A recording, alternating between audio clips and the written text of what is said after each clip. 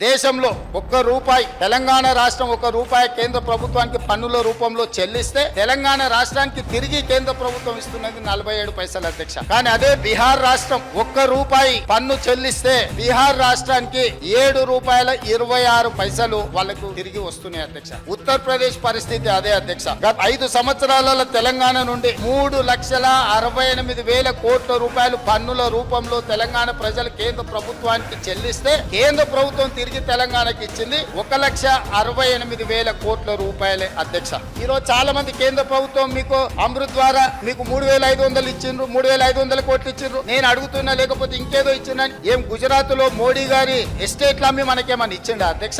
లేకపోతే ఆయన జాగీర్దారు భూములు ఏమన్నా అమ్మి మనకేమన్నా గుజరాత్ నుంచి మనకేమన్నా అదనంగా ఇచ్చిండా అధ్యక్ష? తెలంగాణ రాష్ట్రం ₹3,68,000 కోట్ల పన్నుల రూపంలో 5 సంవత్సరాల కేంద్ర ప్రభుత్వానికి చెల్లిస్తే కేంద్ర